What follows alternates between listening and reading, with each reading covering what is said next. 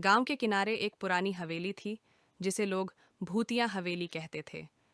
कहते हैं कि वहां अजीब अजीब आवाजें आती थीं और रात को वहां जाने की हिम्मत कोई नहीं करता था।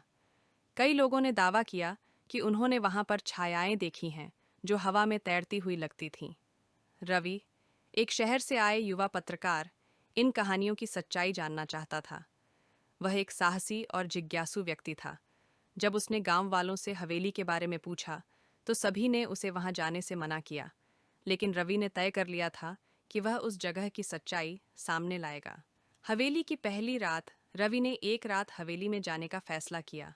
उसने अपने साथ एक कैमरा, टॉर्च और कुछ जरूरी सामान लिया। जैसे ही वह हवेली के पास पहुंचा, हवा में अजीब सी ठंडक थी। हवेली के दरवाजे से जुड़ी जंग खाई हुई जंजीरें धीरे धीरे हिल रही थीं, मानो किसी ने अभी उन्हें छुआ हो। जैसे ही रवि ने दरवाजा खोला, एक तेज आवाज हुई, "घ्ररररररर।" अंदर का माहौल अजीब था। दीवारों पर पुरानी पेंटिंग्स थीं जो धूल से ढकी हुई थीं। फर्श पर टूटे कांच और पुराने फर्नीचर बिखरे पड़े थे। रवि ने जैसे ही टॉर्च ऑन की, उसे सीढ़ियों पर किसी के चलने की आवाज़ सुनाई दी। उसने आवाज़ का पीछा किया, लेकिन वहाँ कोई नहीं था। जैसे जैसे रात गहराती गई, अजीब घटनाएं बढ़ती गईं। पुरानी डायरी का खुलासा। हवेली के एक कमरे में रवि को एक पुरानी डायरी मिली। डायरी में लिखा था कि यह हवेली कभी राजा प्रताप सिंह की थी। उनके परिवार ने यहाँ कई साल गुजारे थे, लेकिन एक रात अज्ञात कारणों से पूरा परिवार गायब हो गया था। इसके बाद से हवेली में अजीब घटनाएं होने लगीं। डायरी के अंतिम पन्ने पर लिखा था, अगर कोई इस हवेली में कदम रखेगा तो उसे हमारे दर्द का सामना करना पड़ेगा। असली रहस्य का पता रवि को अब यह महसूस होने लगा था कि यहाँ कुछ तो गड़बड़ है। अचानक एक परछाई उसके सामने से गुजरी। वह डर के मारे कांप गया, लेकिन उसने हार नहीं मानी। वह परछाई का पीछा करते हुए हवेली के तहखाने में पहुंचा। तहखाने में उसे एक पुराना बक्सा मिला। जैसे ही उसने बक्सा खोला, तेज हवा का झोंका आया और उसके कैमरे की लाइट बंद हो गई।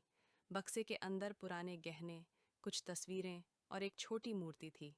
तभी एक भूतिया आवाज गूंजी, तुम यहाँ क्या कर रहे हो? यह जगह हमारी है। रवि ने पीछे मुड़कर देखा तो एक धुंधली आकृति उसे घूर रही थी। वह आकृति राजा प्रताप सिंह की थी, जो अपने परिवार के साथ वहां फंसे हुए थे। मुक्ति का रास्ता। रवि ने राजा और उनके परिवार की कहानी सुनी।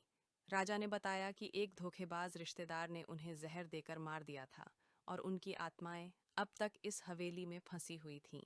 उन्हें मुक्ति चाहिए थी, लेकिन इसके लिए किसी साहसी इंसान को आकर उनका दर्द सुनना जरूरी था। रवि ने उनकी आत्माओं की शांति के लिए एक पंडित से संपर्क किया। अगले दिन पंडित ने हवेली में पूजा की और राजा प्रताप सिंह के परिवार को मुक्ति दिलाई। हवेली का अंत। इस घटना के बाद हवेली की अजीब घटनाएं बंद हो गईं। रवि ने इस कहानी को एक लेख के रूप में प्रकाशित किया, जो बहुत प्रसिद्ध हुआ। अब गांव वाले भी हवेली के पास जाने से नहीं डरते थे। रवि 15 साल बाद अपने गांव लौटा था। उसके बचपन की यादें इस छोटे से गांव की गलियों में बसी थीं, लेकिन इस बार उसका मकसद कुछ और था।